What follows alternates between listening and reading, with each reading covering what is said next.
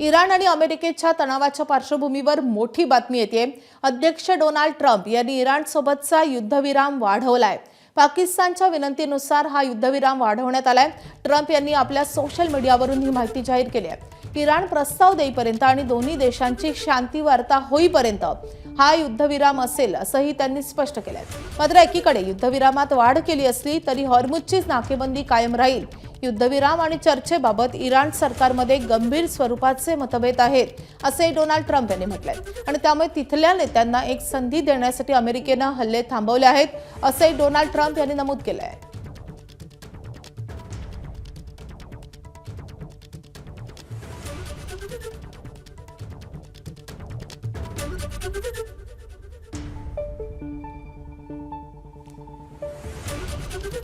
तर निवृत्त lieutenant colonel Satish Dhage सध्या फोनवरून आपल्या सोबत आहेत। सर, तुमचं स्वागत आहे। संपूर्ण जगाला पुन्हा एकदा एक दिलासा देईल अशी बातमी येते। हा युद्धविराम आता वाढवण्यात आलेला आहे, याचा नेमका कसा अर्थ घ्यायचा? डोनाल्ड ट्रम्प हा युद्धविराम वाढवून नेमकं काय साध्य करू पाहतात? कारण दुसरीकडे चर्चा मात्र सुरू होत नाहीये। नक्कीच पुन्हा एकदा जे आहे अमेरिकेच्या आणि त्यातल्या त्यात डोनाल्ड ट्रम्पच्या या कृतीने दाखवून दिलेलं आहे की पाकिस्तान हा मध्यस्थाच्या भूमिकेमध्ये नाही तर अमेरिकेनंच या संघर्षामध्ये सोडलेलं एक पिल्लू आहे। एका बाजूला डोनाल्ड ट्रम्प यांनी विधान त्या ठिकाणी केलं होतं की मी शस्त्रसंधी वाढवणार नाही आणि जे आहे आम्ही पूर्णतः तयार आहोत इराण विरुद्ध बॉम्बिंग करण्यासाठी। आणि त्याच्या काही तासामध्येच जर डोनाल्ड ट्रम्प अशा प्रकारचं विधान करत असतील की असीम मुनीर आणि पाकिस्तानचे प्रधानमंत्री शहबाज शरीफ यांनी विनंती केल्यामुळे आम्ही जे आहे ही शस्त्रसंधी पुढे वाढवतोय आणि जोपर्यंत इराण युनिफाईड डील देत नाही तोपर्यंत ही शस्त्रसंधी त्या ठिकाणी चालू राहील। म्हणजे एका बाजूला धमक्या द्यायच्या ज्याच्या माध्यमातून शत्रू राष्ट्रानं जे आहे निगोशिएशन टेबलवर यावं, त्यांच्यावर दबाव त्यांचा निर्माण करायचं आणि या परिस्थितीमधून बाहेर निघण्यासाठी पाकिस्तानचा जो आहे एक मध्यस्थ म्हणून आसरा घ्यायचा ही सरळ सरळ स्ट्रॅटेजी अमेरिकेची आहे हे वेळोवेळी आपल्याला दिसून येते आणि यातून आपल्याला तेच त्या ठिकाणी इंटरप्रेट करता येईल।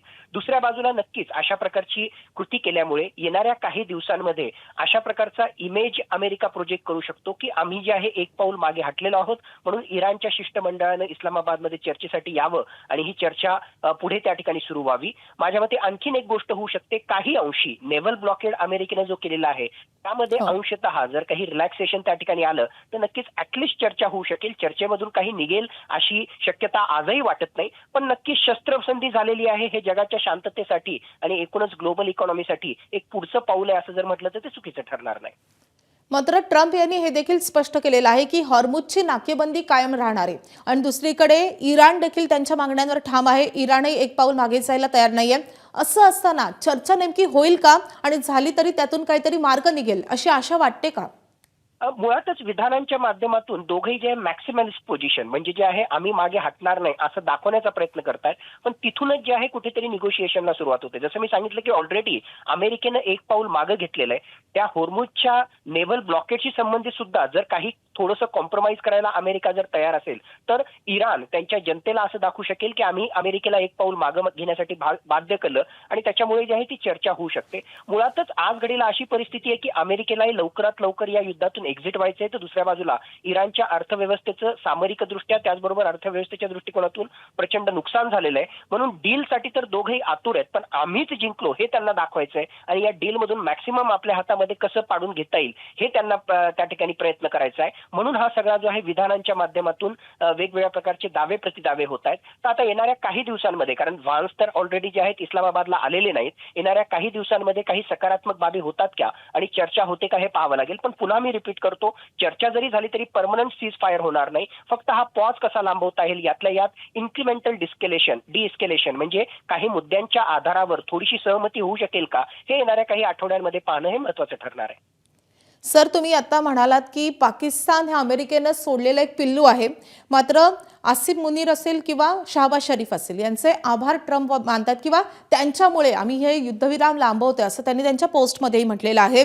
तर एकूणच दिवसेंदिवस पाकिस्तानची आंतरराष्ट्रीय स्तरावरची इमेज बदलतीये किंवा सुधारते किंवा उंचावतीये असं आपण यावरून निष्कर्ष काढायचा? तात्कालिक दृष्ट्या किंवा आज घडीला जे आहे शॉर्ट टर्म मध्ये आपण पाहिलं तर एक प्रकारे इस्लामिक राष्ट्रांमध्ये आपली इमेज वाढवण्याचा प्रयत्न पाकिस्तान त्या ठिकाणी करतोय. पण जगालाही कळतं, ज्याला मुत्सद्देगिरी त्या ठिकाणी कळते, की कुठलाही मध्यस्थ राष्ट्र म्हणून एखाद्याला मध्यस्थ म्हणून काम करायचं असेल तर त्याची आंतरराष्ट्रीय स्तरावर पत असावी लागते. आर्थिकदृष्ट्या, आंतरराष्ट्रीय दृष्ट्या तशी पाकिस्तानची पत नाहीये. हा फक्त आणि फक्त मेसेंजर, पोस्ट बॉय सारखं त्या ठिकाणी काम करतोय आणि त्यातल्या त्यात अमेरिकन धार्जिनं अशाच प्रकारची भूमिका तो घेतोय.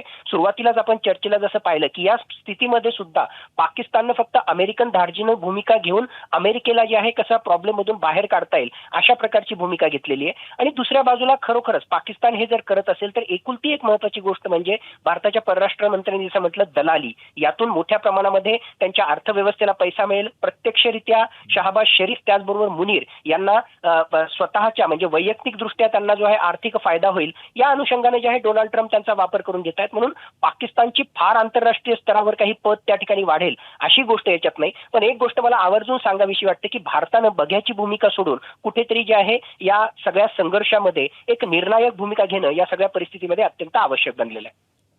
धन्यवाद सर या सगळ्या सविस्तर विश्लेषणासाठी.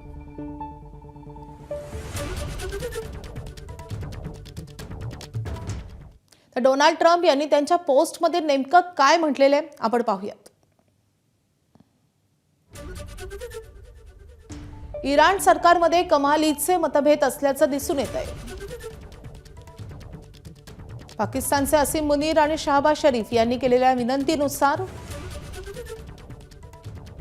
आम्ही इराणवरील हल्ले थांबवत आहोत, तोवर त्यांच्या नेत्यांनी एकत्र येत प्रस्ताव तयार करावा. हर्मुजच्या सामुद्रधुनीत नाकेबंदी सुरूच ठेवण्याचे आदेश मी आमच्या लष्कराला दिलेत. इराणचा प्रस्ताव येईपर्यंत आणि चर्चा पूर्ण होईपर्यंत युद्धविराम कायम राहील असं डोनाल्ड ट्रम्प यांनी स्पष्ट केलंय. एबीपी माझा, उघडा डोळे बघा नीट.